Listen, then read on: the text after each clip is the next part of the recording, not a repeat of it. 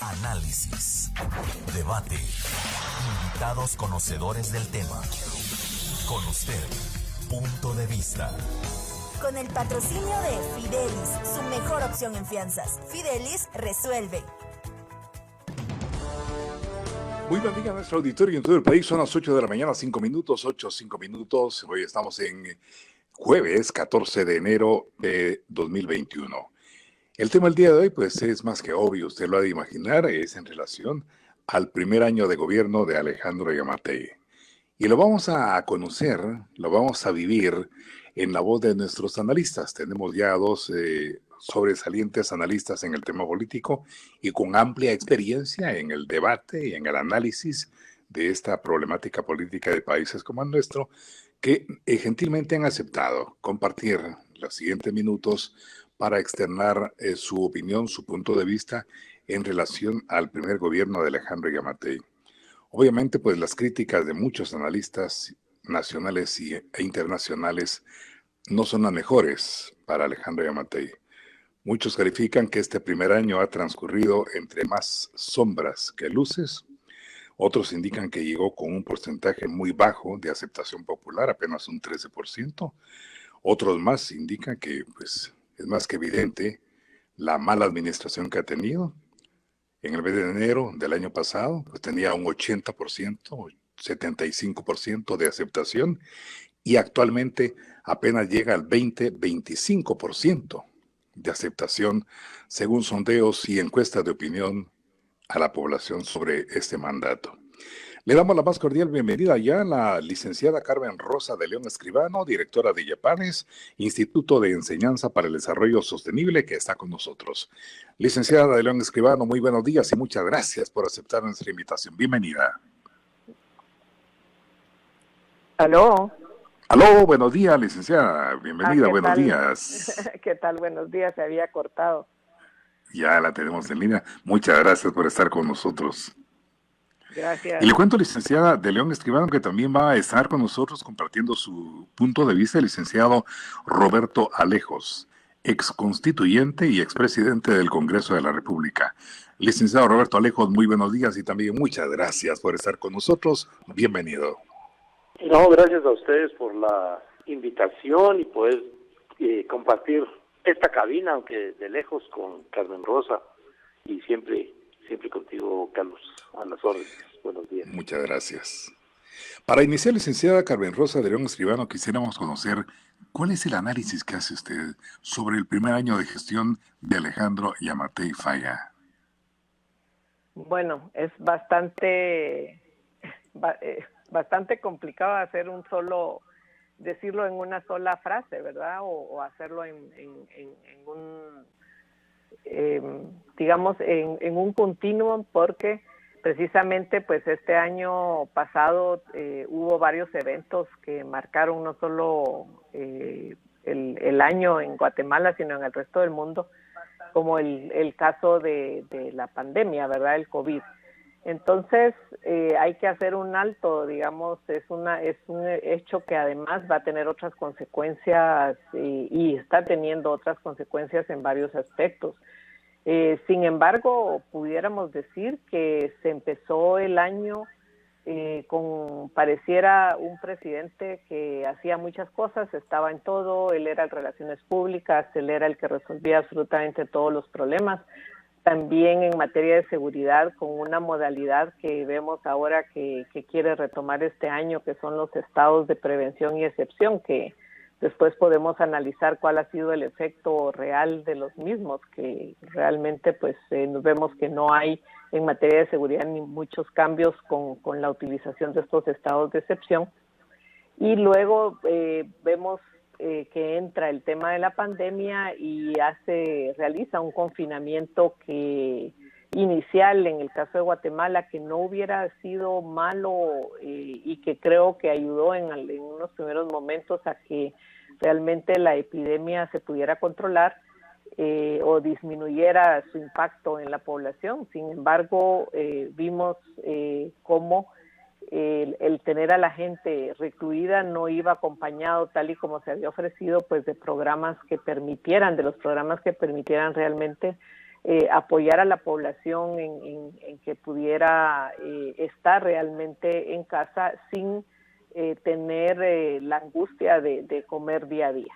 Esto nos llevó a ver un estado lento, ineficiente, que no solamente es consecuencia del presidente Yamatei, es un estado heredado, pero que sí vimos la incapacidad o la ausencia de un equipo real que pudiera llevar adelante esta tarea de poder desembolsar los fondos eficientemente.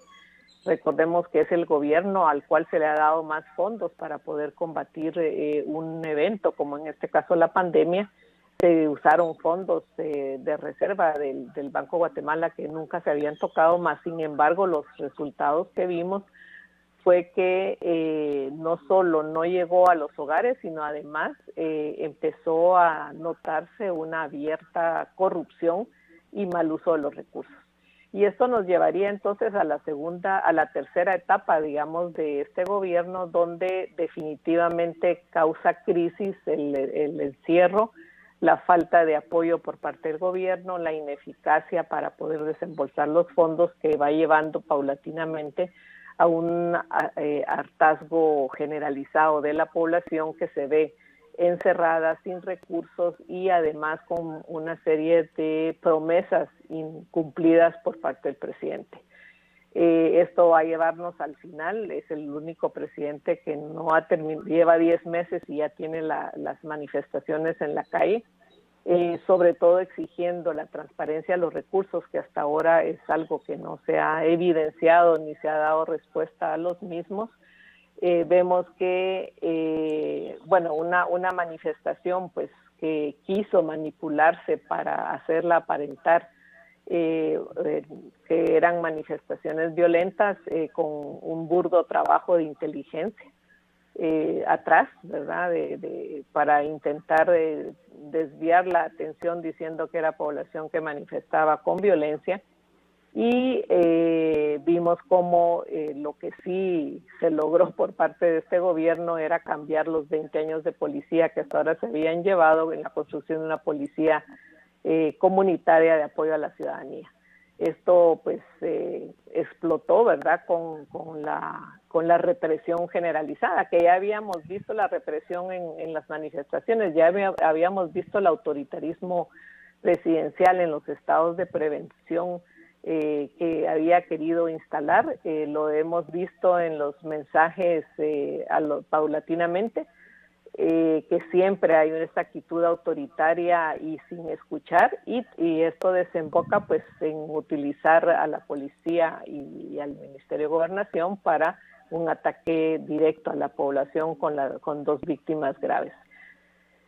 Ahí prácticamente creo que termina, se instala la crisis, una crisis de gobernabilidad que hasta ahora no se ha resuelto. El presidente quiso desactivar esta crisis de gobernabilidad con una serie de promesas basadas en las demandas que se habían hecho en la plaza y por parte de la población y creo que varios sectores.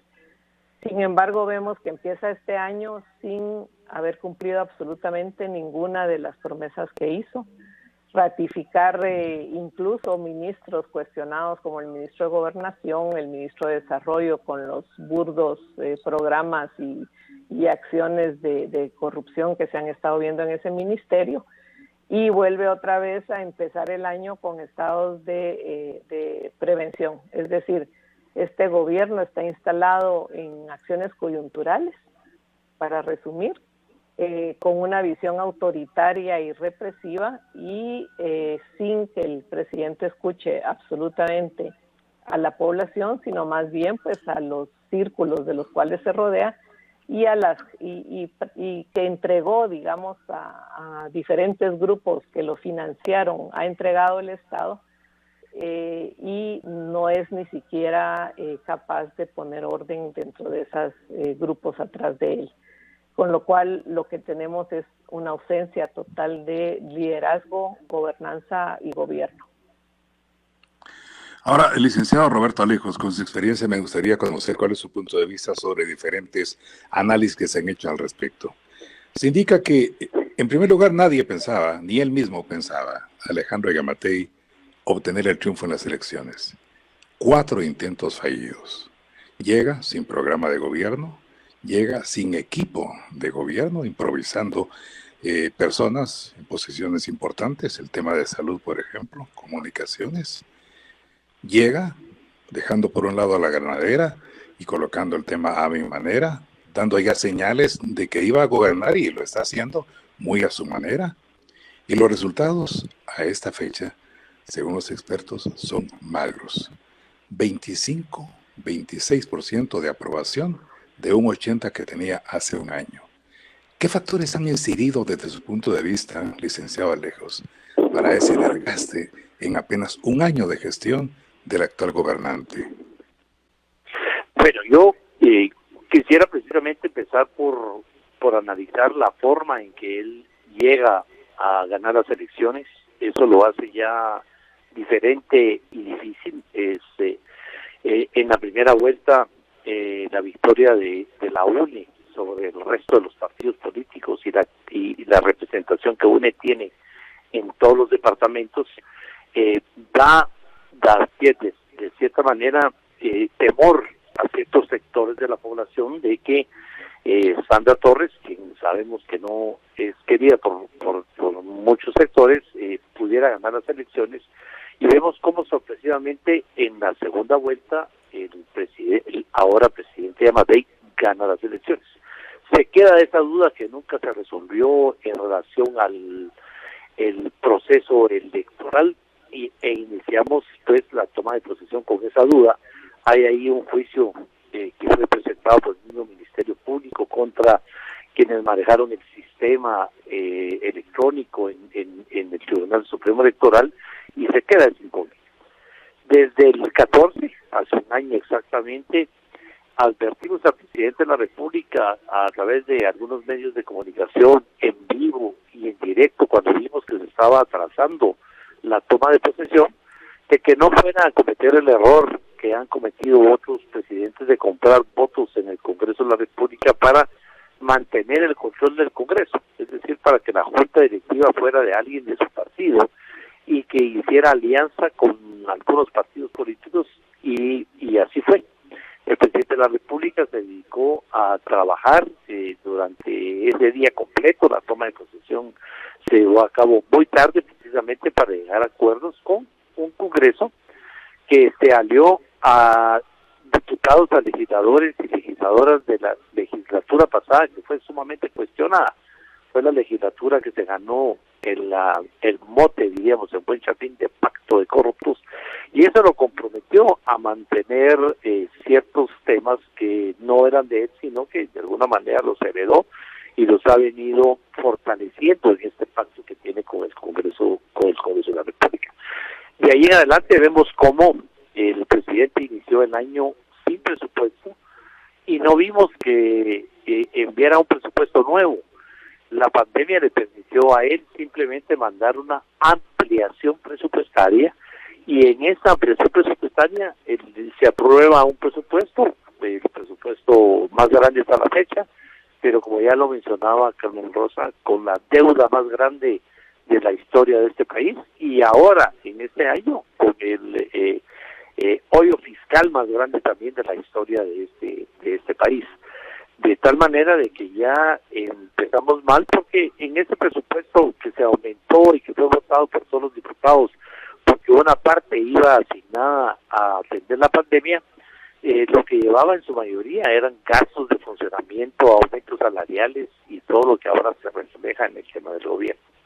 El presidente empezó, como también lo mencionaba Carmen Rosa, como el presidente ideal. Todo el mundo hablaba de qué bueno que tenemos un médico en la presidencia, cuando empezó él a salir a diario como el médico que había ganado la presidencia y que estaba combatiendo esta pandemia mundial. Sin embargo, la gente olvidó de esa manera cómo el presidente realmente había empezado con estados de sitio en algunos municipios para combatir la violencia, y ya esto daba un margen, una idea de que iba a ser un gobierno bastante represor, bastante aliado al tema militar y a las costumbres antiguas para entrarle a los temas de seguridad, con este control que le permiten los estados de sitio, los estados de excepción, no solo en el tema de compras y contrataciones, sino en el tema de la movilización de las personas, en el tema de movilización de la policía, etcétera, etcétera. La pandemia realmente eso hizo que el presidente llegara a tener hasta un 80% de popularidad. Sin embargo, inmediatamente empieza a caer porque el Congreso de la República, cuando aprueba el presupuesto, aprueba una serie de programas de apoyo a la población que se sabía que iba a sufrir una crisis económica y financiera muy profunda producto de la pandemia, programas que no funcionaron. Y no funcionaron en ninguno, digamos, de los aspectos en que fueron planteados. Y eso hizo que automáticamente la popularidad del presidente bajara y empezara a usarse la frase de ¿en dónde está el dinero? Esto empezó inmediatamente a bajar la popularidad del presidente, porque el programa del Ministerio de Trabajo, por ejemplo, el Ministerio tuvo que admitir públicamente que el dinero no se había repartido como se había planeado, que no alcanzaba, y en estos días pues no hay ya fondos para que esas personas que hasta la fecha no tienen empleo, al contrario, el desempleo sigue en aumento. Vimos cómo se manipuló la ayuda a través del recibo de la energía eléctrica, en donde se admitió y se descubrió que hubo personas que incluso habían fallecido, a muchos empleados de gobierno, a personas que vivían en el extranjero, y fue algo que tampoco funcionó. Se trató de hacer un proyecto de aprobar a la microempresa o a la economía informal a través de las municipalidades, las que nunca presentaron realmente una lista para poder atender este tema, sino al contrario, esta ayuda que al final las municipalidades se quejaron de que nunca llegó, sirvió para politizar los proyectos, ya que estas listas van a ser servidos para focalizar quienes son parte de la economía informal y para, en algunos casos, los alcaldes utilizarlas políticamente. Tampoco vimos que los programas que ya existían y que han venido desde hace algunos gobiernos, como las ayudas condicionadas, como las bolsas de comida, tampoco funcionaron de ninguna manera, y eso también hizo que el presidente empezara a bajar su popularidad, porque lo que la pandemia hizo fue descubrir, digamos, o hacer obvio lo que, como mencionaba también Carmen Rosa, ya sabíamos y que veníamos heredando de los gobiernos anteriores, el famoso Estado fallido, un gobierno que no funciona, un gobierno sumamente débil, un gobierno que no puede atender las necesidades de la población, y que esto se evidencia en dos áreas importantísimas, el área de salud y en el área de educación, y la pandemia pues desnudó más estas dos áreas, el área de salud y el área de educación, porque vimos que no tenemos la capacidad para atender ninguna de esas dos áreas. Y en el área de la educación pues se descubre el estado en que se encuentran las escuelas, los maestros, el sistema educativo, etcétera, etcétera, que al sumarlo a la crisis económica en la que nos hemos hundido, producto de que la ayuda no llegó, producto de que no se ha podido aprobar ningún proyecto de los que se han presentado de reactivación económica, la población no solo no ha recibido lo que el gobierno ofreció, sino que se sigue hundiendo en la crisis. El gobierno termina con una crisis política profunda, porque el vicepresidente de la República desnuda el problema real, que es que se crea una especie de sistema paralelo a través del centro de gobierno, y el vicepresidente hace la denuncia de que el centro de gobierno ha tomado el papel y las funciones que corresponden a todo el área social al área de la vicepresidencia. Esto provoca todo en su conjunto, pues las protestas que se dieron en la plaza, que terminaron en temas de represión, desnudando otra vez cómo había empezado este gobierno, y de alguna manera el presidente logra calmarlo con algunas promesas, de las cuales no cumple más que la de disolver el centro de gobierno, pero colocando a los miembros del centro de gobierno en puestos importantes y de toma de decisiones, lo cual incluso puede ser peor el remedio que la enfermedad, de la forma en que el presidente lo está tomando. Ratifica a todos sus ministros, como ya lo mencionó Carmen Rosa también, y esto pues le vuelve a restar credibilidad al presidente. ¿Qué significa? Es un presidente que no le importa la opinión pública, o es un presidente que está muy respaldado por los sectores poderosos de este país, y que no le interesa cumplir con sus promesas, y mucho menos quedar bien con la económicas de la población. Desde su llegada, desde su alianza con el Congreso y desde la forma en que ha venido ejecutando el Estado, pues se ha venido confrontando con personas como nosotros que queremos defender algunos temas que a ellos no les parecen, como el tema de la transparencia. Se evidencia que quiere pasar una ley para cambiar la ley de libre acceso a la información, la lucha en contra de la corrupción, que también se evidencia al no querer elegir las Cortes en esta alianza que tienen con el Congreso de la República, un Congreso que también se evidencia en materia de seguridad, porque con la represión en las protestas se dejó muy claro, y al no cambiar al ministro de Gobernación y a mantener este sistema policíaco represivo, aunque traten de cambiar la imagen, de alguna manera el gobierno pues está terminando un año que empezó muy bien, lo está terminando, si no muy mal, pero con mucha diferencia de cómo empezó, producto que todavía las personas creen en que él es necesario para el tema de la pandemia. Estamos conociendo en la voz de nuestros invitados un análisis, una evaluación del primer año de gobierno de Alejandro Yamatei Falla al frente del gobierno de la República. Hoy se cumple precisamente el primer año de gestión gubernamental. Nos acompaña la licenciada Carmen Rosa de León Escribano, directora de IEPADES, y el licenciado Roberto Alejos, ex constituyente y expresidente del Congreso de la República. Ahora, licenciada Carmen Rosa de León Escribano, una de las cuestiones que más se le cuestiona al actual presidente es precisamente sobre las promesas incumplidas en temas tan sensibles como la corrupción, la impunidad y las AAS. Él había prometido que desde los primeros meses de gestión iba a desaparecer las AAS precisamente por considerarlo que era un cuerpo innecesario y que drenaba muchos millones al presupuesto del país. ¿Cómo analiza usted esta situación?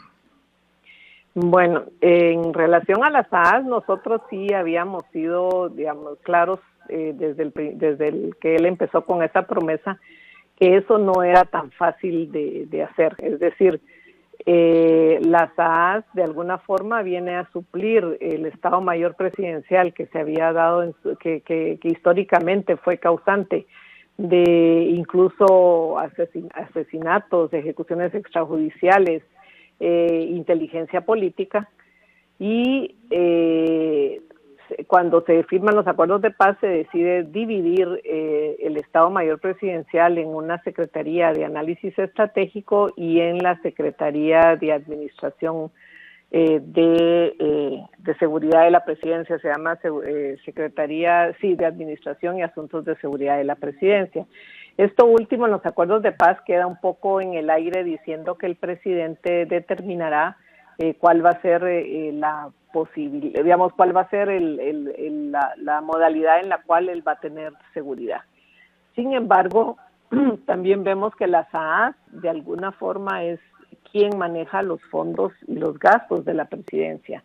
Entonces, eliminar las AAS tal y como se quería plantear era dejar sin un ejecutor de los gastos presidenciales, a menos que, creo yo, que era la idea de la gente que estaba atrás del presidente, porque vimos el equipo de militares que todavía eran militares en activo durante el conflicto armado y que continúan atrás del presidente, habían decidido volver al esquema del Estado Mayor Presidencial y utilizar la Guardia Presidencial para para lo que las AAS tenían que hacer. Sin embargo, las AAS tienen una partida presupuestaria y eso nos permite, por eso sabemos los gastos que hace la presidencia, porque tiene una partida presupuestaria y por lo tanto está sujeto a ser fiscalizado, no solo por la Contraloría, sino también por la ciudadanía. Lo que nosotros sí dijimos es que las AAS tenía atribuciones o tenía un rango que no debería tener de tener un secretario.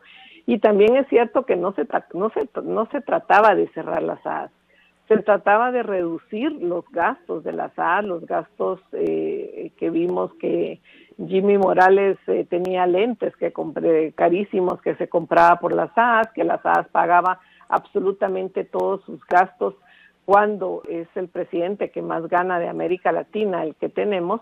Entonces sí, lo que se trataba era de reducir los gastos de las AAS y administrarlos adecuadamente.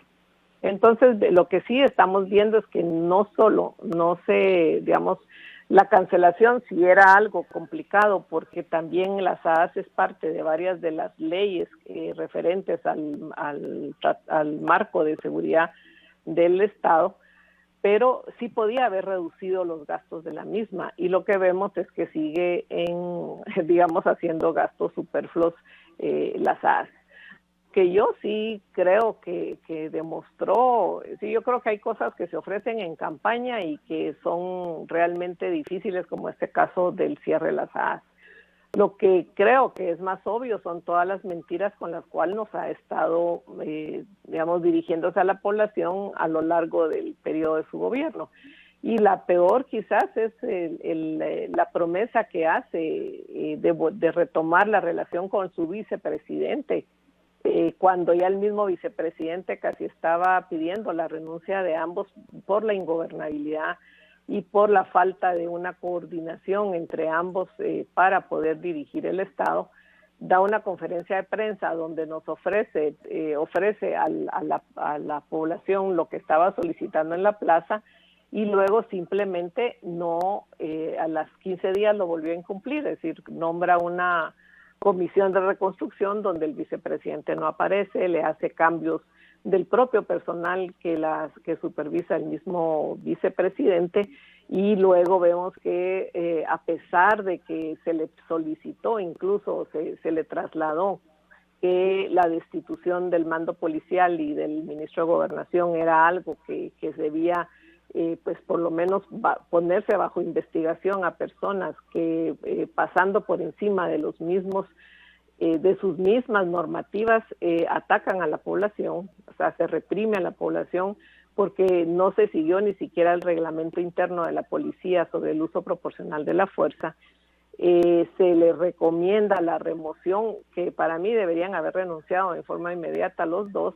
La remoción de ambos, él dice que lo va a hacer a fin de año cuando todos presenten su carta de renuncia, y simplemente ratifica hace un día a todo su gabinete. Es decir, es un presidente que no cumple su promesa, que le miente sistemáticamente a la población y que está en este momento, diría yo, después de ser el animador oficial del gobierno durante meses, lo tuvimos todos los días en la televisión, hablándonos como si fuéramos niños pequeños. Ahora simplemente está en su torre de marfil, no habla con nadie, y incluso a día de hoy entiendo que ni siquiera se sabe dónde va a ser el informe por lo menos anoche no se conocía dónde iba a dar el informe de su primer año de gobierno, es decir, no se tiene certeza de dónde lo va a hacer ni frente a quiénes. Entonces yo lo que diría es que efectivamente primero nos habla como niños pequeños, pero luego nos castiga, es decir, es una forma de gobernar un poco extraña sin escuchar absolutamente a la población, sino solo servir de agente de los intereses de los grupos a los cuales él entregó el gobierno en pago de una campaña que, como se dijo, no se creía que no iba a llegar, y que ofreció muchas cosas para poder llegar a ser el candidato de la segunda vuelta. Ahora, otros aspectos, por ejemplo, el tema del combate a la corrupción, a la opacidad, licenciado Alejos, han sido muy cuestionados, por ejemplo, varios ministerios de esta administración. Bueno, algo muy importante es que este gobierno desde el inicio dio muestras de cómo iba a gobernar. Yo creo que el tema de la pandemia vino a cambiar los planes de gobierno de todos los gobiernos del mundo. En el caso nuestro, probablemente no había un plan de gobierno porque estoy seguro que el presidente de la República nunca contempló ganar las elecciones, simplemente la posibilidad de llegar a finales. Pero desde un inicio se vio, como lo mencionamos antes, que iba a ser un gobierno militar, aunque él fuera civil y con un vicepresidente al cual yo respeto y hasta cierto punto admiro bastante, que representa al sector privado y ahora está siendo tildado de comunista o de chairo, que es la palabra de moda. Pero desde un inicio vimos que fue un gobierno que empezó con esos estados de sitio, militarizando los municipios, y que su proyecto iba a ser en ese sentido.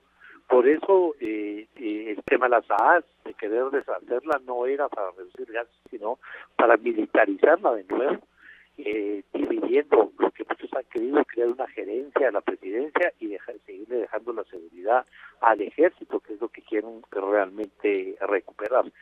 En ese sentido, el gobierno ha dado muestras de no querer continuar en el combate a la corrupción. De hecho, hemos recibido, y lo digo públicamente, conocemos personas que están en el gobierno, que nos consta de su capacidad, que nos consta de que realmente pueden hacer un trabajo por lo que han hecho en otras oportunidades, pero tienen órdenes específicas de no comunicarse con nadie que haya sido pro-CICIG o que sea pro-CICIG, nadie que tenga un pensamiento social, demócrata hacia la izquierda, ven izquierdismo donde no lo hay. O sea, han mantenido esta confrontación ideológica que provocó el gobierno de Jimmy Morales, y eso les sirve de excusa para no continuar en la lucha contra la corrupción y en la lucha por la transparencia. Y esto se ha evidenciado cuando al presidente realmente lo que le da es miedo de cambiar a sus ministros por los compromisos que él tiene con los ministros, precisamente por los negocios que pudieron haber existido en el ministerio, en el centro de gobierno y con sus financistas. Y por eso es que no vamos a ver que haya una lucha contra la corrupción, no vamos a ver que haya fortalecimiento en el tema de la transparencia, ni mucho menos. Ahora, licenciado Alejos, le pregunto, ¿realmente el presidente Yamatei tiene miedo? Porque por las actitudes que adopta precisamente cuando conferencias a la prensa, que cuando se le hacen preguntas que deben ser respondidas, porque la población es la que demanda esas respuestas, pues simplemente se enoja, lanza una respuesta confrontativa y se aleja. Deja a los colegas periodistas con la palabra en la boca. Esa es una estrategia muy común en gobiernos dictatoriales, ¿verdad? Sí. Que precisamente combaten la transparencia con no brindar información. Y la mejor forma de no brindar información es hacerse el enojado. Yo creo que el presidente se siente muy seguro en el puesto en el que está, debe estar muy bien respaldado por los sectores que le han asegurado que no le va a suceder absolutamente nada, y en ese sentido es muy valiente, pero muy miedoso de querer cambiar a cualquiera de sus funcionarios por los compromisos que adquirió y por los compromisos en los que se han ido comprometiendo y volviendo socios en lo que el gobierno se ha ido cumpliendo con su trabajo, o haciendo su trabajo, por decirlo de alguna manera. Y eso es lo que a él le da miedo. Muy valiente en estar seguro de que nadie lo va a quitar de donde está, y lo comprobó con no cumplir su promesa de fin de año de los cambios, pero muy miedoso en querer cambiar a cualquiera de los funcionarios públicos por los compromisos que ya tenía y los compromisos que gobernar juntos les da. Y el problema es cuando alguien se va herido y se convierte en un colaborador, en alguien que cuenta públicamente qué está pasando. Le pasó en ACIP, le está pasando en ADIACO. Es decir, que la gente sale contando lo que ve, y por eso es que prefiere no cambiarlos. Ahora, licenciada Carmen Rosa de León Escribano, lo que preocupa realmente es hacia dónde va Guatemala con este tipo de gobernantes que hemos tenido en los últimos 10, 12, 16 años. ¿Hacia dónde va el país? Porque los que nos gobiernan temporalmente, los que tienen ese voto que les emite el votante, el elector, pues tienen un mandato definido, precisamente para propiciar que las condiciones de vida de la población mejore. Pero vemos que hace 16, 20 años lo que mejora son las condiciones de vida de quienes llegan al ejercicio del poder en los 3 organismos del Estado. ¿Esto hacia dónde nos está llevando? Porque hay mucho descontento popular. Hay sectores que demandan la renuncia de los diputados al Congreso de la República, del mismo presidente de la República, y parece que los únicos que no se dan cuenta, que no escuchan, son quienes están en la poltrona del poder. ¿Qué va a pasar con Guatemala, licenciada de León Escribano? Bueno, yo creo que estamos en una situación muy complicada, ¿verdad? Porque El problema es que estos últimos, o sea, se ha instalado el estilo, estos últimos gobiernos, sobre todo el pasado, instaló el estilo de hacer los negocios, o sea, utilizar el Estado para hacer negocios, el recurso del Estado para hacer negocios. Antes tal vez teníamos, digamos, una modalidad de corrupción del Estado donde había soborno para los funcionarios para hacer recibir prebendas algunos miembros del sector privado o a quien quería hacer negocios con el Estado. Sin embargo, paulatinamente hemos visto cómo el botín ya no fue, el botín se ha convertido en el recurso mismo del Estado y los negocios que se hacen en función de desviar esos fondos del Estado.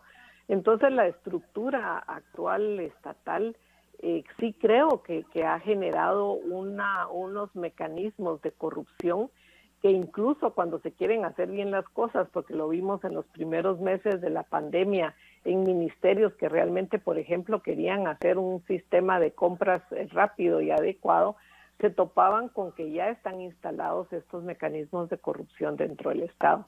Y entonces aquí hay doble trabajo. Uno de ellos es poder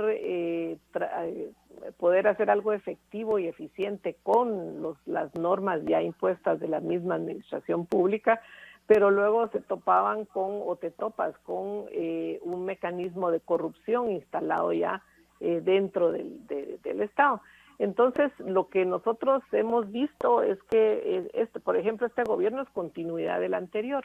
Siguen varios de los asesores del anterior gobierno atrás de y los mecanismos de corrupción instalados han continuado y entonces, y de hecho han sido ya de forma tan descarada que algunos de ellos, o sea, lo que estaban comentando a fin de año es que ahora hay grupos que ofrecen recursos a cambio de hacerse con una dirección dentro de un ministerio que maneja fondos para la población. Entonces ya son que yo creo que es un poco como está el gobierno, hay grupos que cada uno tiene su cuota, que se cobran con la cuota de recursos del Estado y un presidente pues que no puede dominar esos grupos y que simplemente no está tomando decisiones, no está gobernando. Nosotros estamos en una anomia que es como se le llama en materia de poder, porque no hay quien esté dirigiendo absolutamente nada, están sobreviviendo en base a utilizar los recursos que deberían ir a la población para beneficio propio. Ahora, ¿cuál ha sido? Y lo que comentaba Roberto, también en cuanto al manejo del Congreso, es decir, lo que se estaba evitando, que fue parte del pacto de corruptos, o sea, de la corrupción extrema que tuvo el gobierno anterior, que era haber pactado con un grupo de diputados y llevarlos a su bancada. Este gobernante hizo exactamente lo mismo, es decir, pactó. Pero ¿con quién pacta? Porque esta debilidad institucional, esta voracidad de instalarse y utilizar los recursos del Estado va llevando a un debilitamiento progresivo de la institucionalidad. Y entonces, ¿quiénes son los grandes ganadores de este debilitamiento? El crimen organizado. O sea, el crimen organizado vio la puerta abierta. Antes tenía que sobornar a los funcionarios. Ahora vio la puerta abierta para ser parte de la estructura del Estado. Y esto lo estamos viendo con alcaldes que han ganado elecciones y que hay un corredor establecido de alcaldes vinculados al narcotráfico. Estamos viéndolo en el Congreso, donde hay partidos que de hecho tienen orden de cancelación, pero como es el Congreso el que elige al Tribunal Supremo Electoral, pues simplemente hace lo que sus digamos electores o sus designadores les piden, es decir, tenemos partidos vinculados al narcotráfico sentados en la junta directiva del Congreso. Y entonces lo último que nos queda en este caso, tenemos una Corte Suprema de Justicia que se ha plegado al juego de avalar los procesos de corrupción tanto del Ejecutivo como del Legislativo para proteger legalmente a aquellos que cometen actos de corrupción. Es decir, tenemos un sistema de justicia que en lugar de proteger a la población está protegiendo a aquellos que están lucrando con el recurso del Estado, y de los que ganan los grandes negocios. El caso perdón porque está Roberto, pero el caso de Gustavo Alejos, que es uno de los casos paradigmáticos en cuanto a cómo utilizar esos recursos del Estado y establecer redes. Entonces vemos eso, al final lo último que nos queda es la Corte de Constitucionalidad, y estamos viendo todo un manejo del Congreso para atrasar la elección de la Corte Suprema de Justicia y de todos los poderes negativos que quieren su propia protección, porque ellos han corrompido al sistema de justicia para poderse proteger ellos en el futuro. Y entonces ahora vemos que lo único que nos queda, que es la Corte de Constitucionalidad, también corre grave peligro de caer en manos de estos, de jueces o de magistrados que representan los intereses de estos grupos de corrupción. Y entonces yo diría que los grandes ganadores, ¿y a dónde vamos? Es el crimen organizado. Vamos directo a convertirnos, si perdemos la Corte de Constitucionalidad, por ejemplo, que es lo último que nos queda, nos vamos a convertir en un narcoestado, en un estado manejado por la corrupción, por los intereses del crimen organizado, y seguramente, lo que estamos viendo el día de hoy, cuál es la única forma de mantenerse en el poder un gobernante que a los 10 meses entra en crisis y no puede ni manejar esa crisis frente a la población y solo miente para paliar esa crisis y va a empezar este año sin haberla resuelto, solo puede mantenerse vía la represión y vía el sacar el ejército a las calles y empezar a una represión mucho más, violenta es la única forma de mantenerse. Empezar a atacar, sabemos que ya están mal utilizando los mecanismos democráticos de búsqueda de información que se habían generado a raíz de los acuerdos de paz, están utilizándolos ya para inteligencia política. Vuelven a generar una especie de Estado Mayor presidencial en la presidencia, uniendo la Guardia Presidencial con las AAS. Están haciendo, y con la Secretaría de Inteligencia Estratégica, están haciendo persecución, están haciendo ya vigilancia, están escuchando teléfonos, estamos volviendo a los años negros de la represión, pero es que es la única forma de que ellos se mantengan los próximos 3 años si no hay un cambio en cuanto a poder realmente expulsar a esta gente del Congreso, a tener una Corte de Constitucionalidad que sí sea el juez de la balanza. Vamos a caer en manos de las mafias del crimen organizado y la única forma de mantenerse será a través de la represión de la población. Entramos a la parte final del punto de vista del día de hoy. Estamos conociendo una evaluación del primer año de gobierno de Alejandro Yamatei Falla, nuestros invitados, licenciada Carmen Rosa de León Escribano, directora de IEPADES, y el licenciado Roberto Alejos, expresidente del Congreso de la República, exconstituyente y abogado. Ahora, el licenciado Roberto Alejos, obviamente en el informe del primer año de gobierno del día de hoy vamos a escuchar, mejor dicho, solo bondades. Vamos a escuchar cosas de un país que realmente no va a ser Guatemala, porque para los gobernantes todo lo que han hecho en su gestión pues es maravilloso, es de países del primer mundo. Pero la realidad es muy diferente según ustedes los expertos lo analizan. ¿Qué tendría que hacer Alejandro Yamatei Falla para retomar, si es que alguna vez lo tuvo, el rumbo de su gestión y recuperar la confianza que el guatemalteco tenía en que las cosas iban a ir mejor? Bueno, yo creo que no quiere el presidente de la República retomar, si es que alguna vez lo tuvo, la dirección del país. Él está en una etapa de autoprotegerse y autoproteger a su equipo de gobierno, y en eso se va a mantener. El informe presidencial lamentablemente es algo que ya no cuenta, porque indiscutiblemente todos los presidentes, cuando llegan el día 14, obligados por la Constitución a rendir su informe o lo mandan a dejar por escrito, lo que mandan son los datos de lo poco en lo que pueda haber avances, y es lo que vamos a escuchar el día de hoy. cuánto se ha gastado en medicamentos, en combate a la pandemia, etcétera, etcétera, etcétera, que ya lo hemos visto en la enorme pauta que este gobierno tiene, y eso sí hay que reconocerle al gobierno anterior, que no quiso pautar en los medios de comunicación, lo que sí está haciendo este gobierno, y lo que vamos a escuchar es lo que está ahí en esos anuncios en los medios de comunicación, que es presumir de lo poco que se pudo haber avanzado, o se pudo haber avanzado en muchos temas.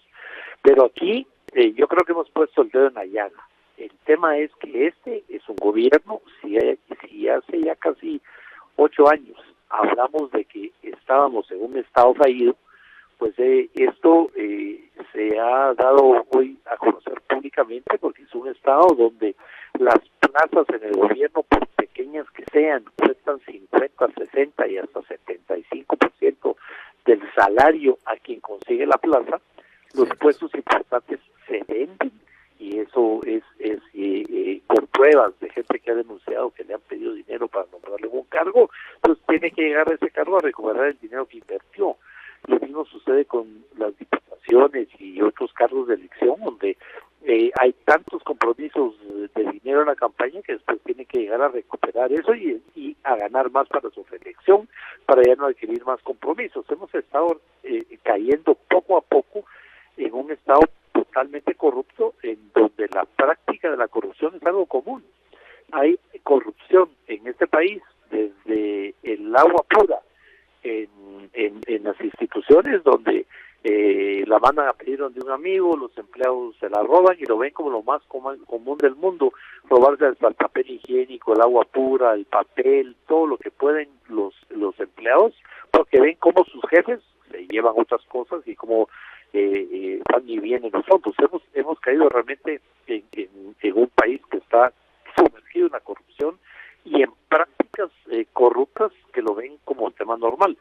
Y lo que han estado haciendo es desintegrando todos aquellos instituciones, secretarías relacionadas con los acuerdos de paz, que lo que pretendían era crear controles y sobre todo darle más participación a la sociedad civil en el quehacer del gobierno.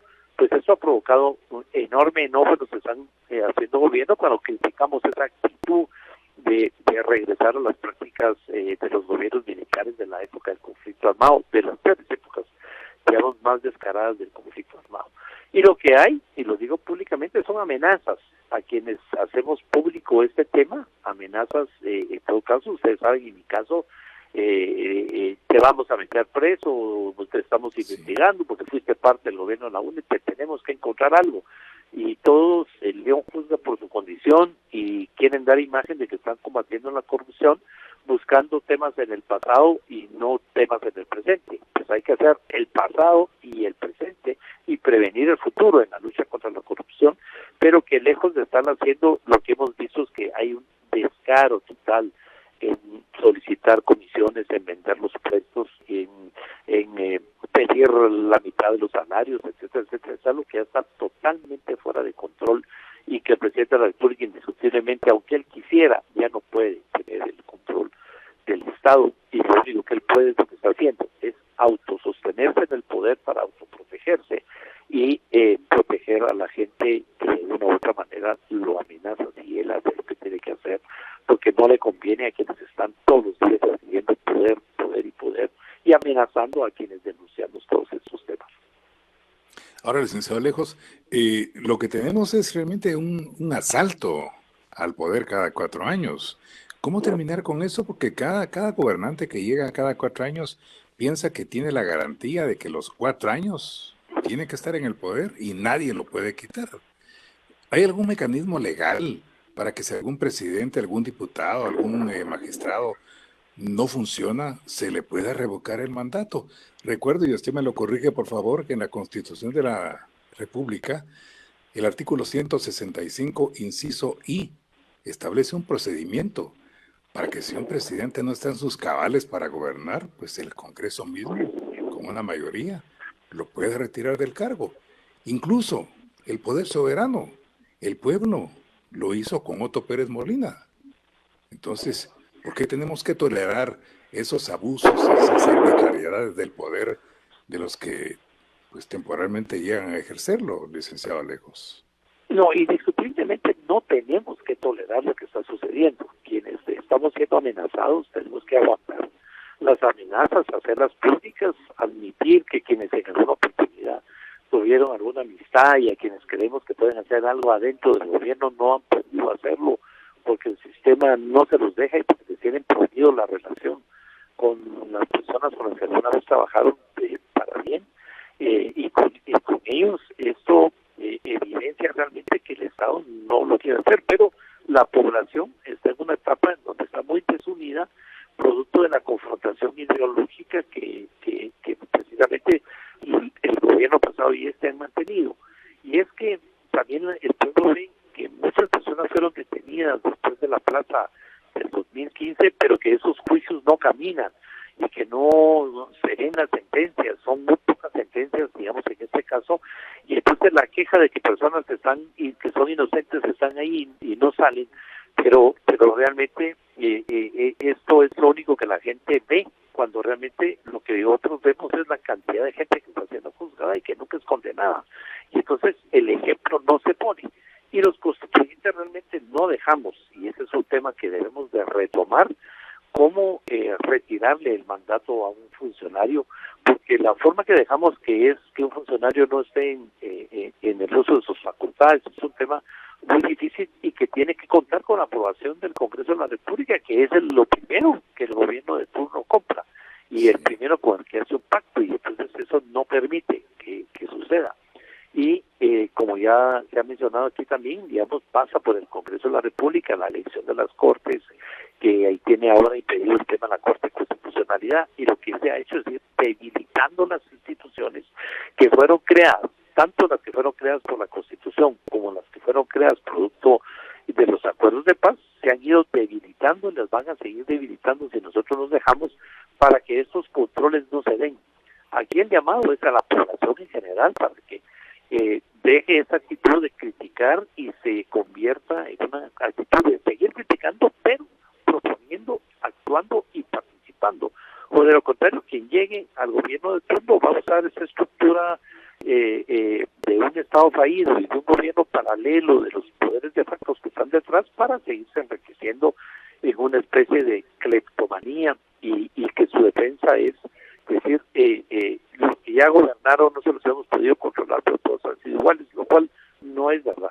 Hay muchos funcionarios que han pasado por el Estado, que han hecho un buen trabajo y que no se han convertido en lo que hoy en día se está convirtiendo este país, un país que se está entregando realmente a los poderes fácticos, digamos, entre militares del pasado, entre narcotráfico, crimen organizado, los grandes financistas de la campaña, y que creen que nada les va a pasar porque en realidad no pasa nada, los temas no caminan. La gente que realmente es inocente debería estar en su casa y la gente que es culpable ya debería estar condenada y continuar en esta guerra contra la corrupción que no se hace. Pero debemos pelear por un sistema donde realmente se pueda retirar del mandato a un funcionario que no esté cumpliendo con sus funciones.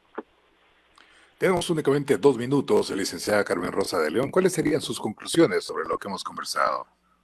Bueno, yo también coincido con Roberto en que es necesario que la población, digamos, reaccione. Es la única forma. Yo sí creo que el problema que tenemos es que digamos, el retiro del mandato, la declaración, cualquiera de las acciones tienen que pasar por el Congreso. Y el Congreso hoy por hoy es la principal fuente de cooptación, de corrupción. Recordemos que esto estamos ahora en los niveles en que Serrano estuvo de tener que pagar por cada ley que quería que se sacara, y esos son los niveles que estamos ahora en el Congreso. Entonces esto no aguanta. Yo sí creo que vamos a ver una crisis agudizada, es una crisis de gobernanza que no se resolvió el año pasado, se mintió por parte del presidente en cuanto a posibles paliativos a esa crisis. Entonces esto solo va a agudizar aún más con los resultados también de la pandemia, que está siendo muy mal manejada en este momento por el contagio por parte del gobierno. Y lo que sí creo es que vamos a tener que salir a la calle. Lo que me temo es que va a incrementar los mecanismos de represión por parte del Estado, porque es la única posibilidad de quedarse donde está. Pero yo sí creo que que va a ser un año difícil, que va a ser un año de crisis y que va a ser un año de manifestaciones, y que esta ingobernabilidad no se puede mantener por 3 años más.